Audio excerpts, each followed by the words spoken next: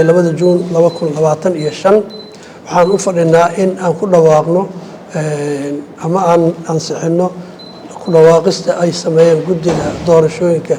ee jaamacadda ummadda Soomaaliyeed sida noola akhriyay laba qofood oo qofna uu yahay gudoomiyaha qofna ay tahay gudoomiye ku-xigeenka ayaa ku guuleystay intaas ka soo koow labada qof ee guuleystay waxaan leenahay hambalyo jaamacadda ummadda waxaad idinka sugaysaa in wixii ay idin igmatay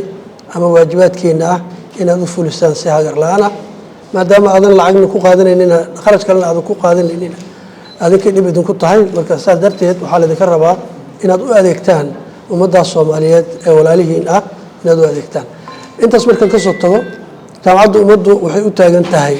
astaan qarannimo u taagan tahay jaamacadda ummadda Soomaaliyeed waxay u taagan tahay astaan qarannimo waxay u taagan tahay in ay tahay jaamacadda masalaysa dhammaan ummadda Soomaaliyeed ayadoo aan la kala soocin gobol degmo qabiil iyo deegaan toona ayadoo loo kala soocin saas darteed maanta waxaan ku guuleysanay markii koowaad in jaamacaddu ay samayso isku day aan insha Allah taala aan horumarin doono waqtiga soo socda isku daygaas oo ah in ay ku codeeyaan ardaydu hab electronic ah ama online ay ku codeeyaan dabcan sida warbixinta aan ku helay khaladaada dhacay khaladka dhacayna wuxuu ahaa 45 cod oo halawday oo ah 45 qofood oo min laba cod leh labada cod oo gudoomiyaha iyo gudoomiye ku-xigeenka 90 cod 90 kaas cod markii laga saaray waxa soo baxay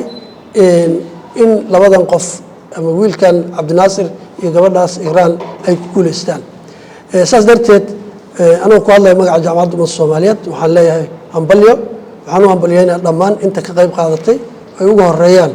guddiga ee qabanqaabada doorashooyinka jaamacadda ummadda Soomaaliyeed dhammaan ardayda codeysay iyo kuwa aan codeynin dhammaan inta guuleysatay inta aan guuleysan macallimiinta ardayda waxbarashada ka shaqeeya dhammaantood shaqaalaha ciidanka amniga oo nagala joogo taliyaha birmadka ee ciidanka Soomaaliyeed General Tuuriel oo nagala joogo dhammaan inta ka qayb qaadatay waxaan leenahay ayadoo la kala saarin aad iyo aad u mahadsantiin saxaafadda iyo miidaha iyagana waxaan leenahay waad mahadsantiin inaad xilligan aad nala joogtaan aad iyo aad aan ugu mahad celinaa inta guuleysatay jaamacaddu horey u soconaysaa horaan u soconaynaa biidni illaahi tacaala waxaan u noqonaynaa astaan dhammaan ummadda Soomaaliyeed u nahay hada wabillahi tawfiiq aad iyo aad u mahadsantiin wassalaamu calaykum waraxmatullaahi wabarakaatuh